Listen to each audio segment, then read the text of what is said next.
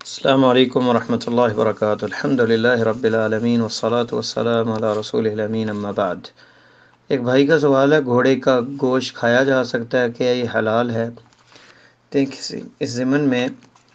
اکثر علماء جو ہے وہ گھوڑے کے گوشت کو کھانے کے متعلق جو ہے وہ جواز کے قائل ہیں،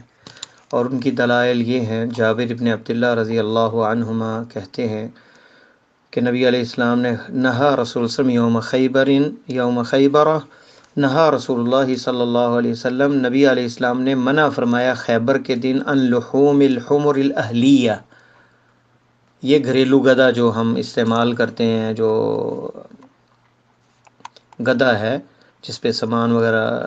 لاتے ہیں، یہ سامان والا جو گھروں میں رہنے والا ہے، اسے حرام کیا اس کے گوشت سے۔ ورخص فی الخیل، اور آپ نے گھوڑے کے گوشت کو کھانے میں رخصت دی۔ یہ بخاری میں 3982 اور صحیح مسلم میں 1941 نمبر حدیث۔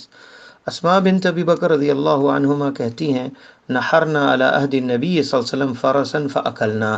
ہم نے اللہ کے نبی صلی اللہ علیہ وسلم کے دور میں ذبح کیا ایک گھوڑے کو، فاکلنا، اور اسے کھایا۔ یہ بخاری کے اندر ہے 5191 اور صحیح مسلم میں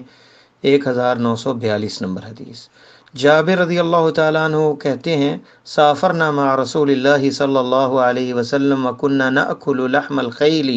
ونشرب البانها، رواہ الدارقطنی والبیہقی، قال النووی باسناد صحیح۔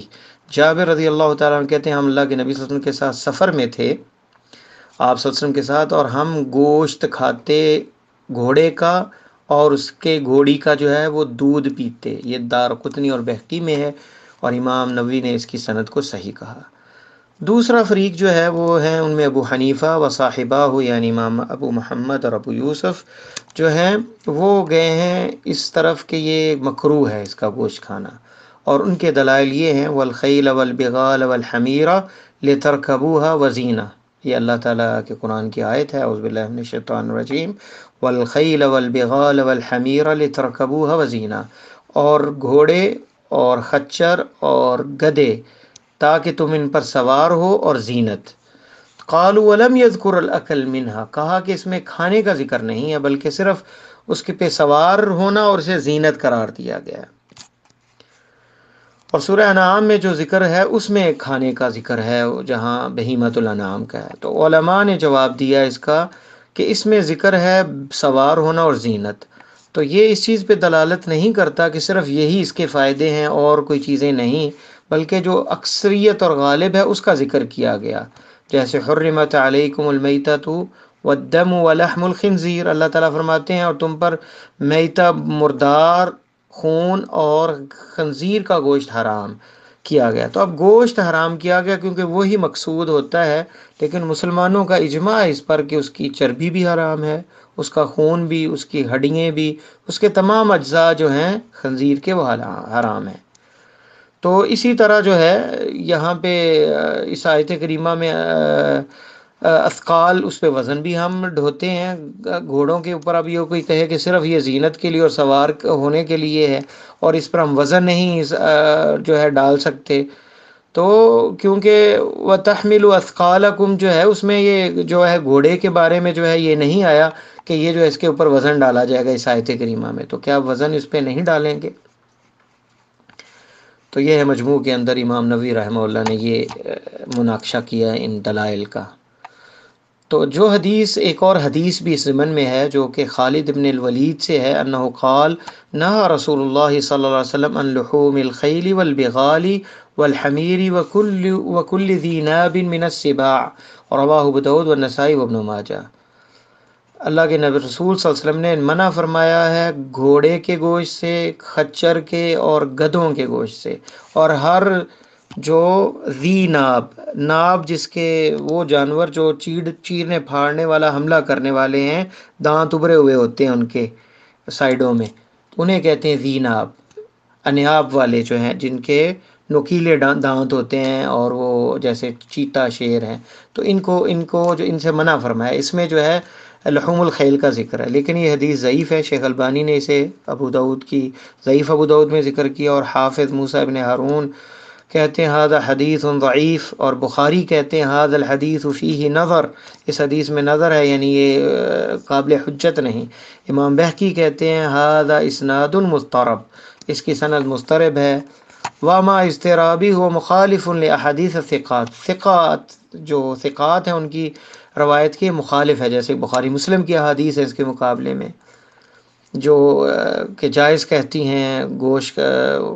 گھوڑے کے گوشت کھانے کے بارے میں، اور امام خطابی کہتے ہیں فی اسنادی نظر، اس کی سند میں نظر ہے، اور ابو داؤد کہتے ہیں ھذا الحدیث منسوخ، یہ حدیث منسوخ ہے،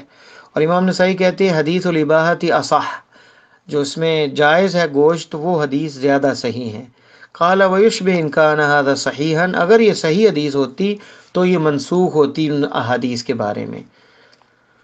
لیکن صحیح حدیث میں یہ ہے اذن فی لحوم الخیل، آپ نے اجازت دی گھوڑوں کے گوشت کے بارے میں۔ تو یہ مختصراً اس کے بارے میں مناقشہ تھا، اس حدیث کے بارے میں، گھوڑے کے گوشت کے بارے میں، لیکن مسلمانوں نے اسے اس لیے چھوڑ دیا کہ جہاد کا میدان سجے ہوئے تھے، گھوڑے جو ہے وہ نفیس تھے، ان کی ضرورت تھی، اس لیے مسلمان کثرت سے جو گھوڑا جو ہے وہ ان کے ذبح نہیں کیا جاتا تھا،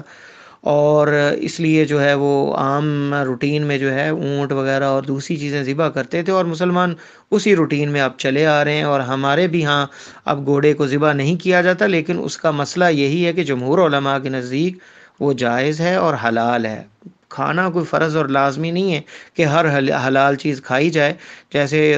آپ کے سامنے ضب سانڈا لایا گیا اور آپ نے پیچھے ہاتھ کر لیا اور کہا کہ مجھے یہ پسند نہیں، یا میری قوم میں یہ نہیں ہوتا، تو آپ نے نہیں کھایا، لیکن خالد بن ولید نے کھایا اور آپ نے روکا نہیں۔ تو جو بندے کو پسند ہو وہ کھا لے، اور جو نہ پسند ہو وہ نہ کھائے، لیکن اسے حرام نہ قرار دے، کیونکہ دلائل واضح اور صریح ہیں۔ واللہ تعالی اعلم۔ امام ابو حنیفہ رحمۃ اللہ علیہ جو ہے ان کا جو موقف ہے، اس دور میں حدیث کی تدوین نہیں ہوئی تھی، ہو سکتا ہے انہیں وہ صحیح احادیث نہ پہنچی ہوں اور یہ ضعیف حدیث پہنچی ہو، جو میں نے بیان کی کہ ابو داؤد اور ابن ماجہ میں ہے، کہ جس میں آپ نے منع فرمایا، تو انہوں نے اس کے مطابق حکم دے دیا، اور انہوں نے کہہ دیا کہ اگر صحیح حدیث مل جائے تو وہی میرا مذہب ہے۔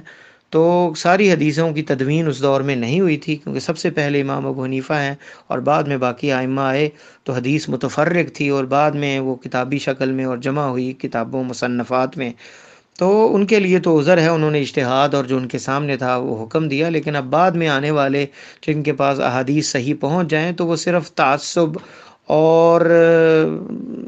شدت کے اندر کہ بس ہمارے امام صاحب کا یہ فتویٰ ہے تو اسی پہ جمود نہیں اختیار کرنا چاہیے، بلکہ امام صاحب نے تو یہی فرمایا کہ اگر صحیح حدیث مل جائے تو وہی میرا مذہب ہے، انہیں بھی اگر یہ صحیح حدیثیں پہنچ جاتی تو اس کے مطابق فیصلہ کرتے۔ رحمہم اللہ جمیعاً، اللہ تمام کی قبروں کو منور فرمائے، ان پہ رحمت فرمائے کہ انہوں نے امت کے لیے جو ہے عظیم علم چھوڑا اور محنت کی اور لوگوں کی رہنمائی کی، اور اس دین کو سیکھنے اور سکھانے میں بڑی مشقتیں برداشت کیں۔ واللہ تعالی عالم، صلی اللہ علی خیر خلقہ محمد وعلی آلہ وصحبہ اجمعین۔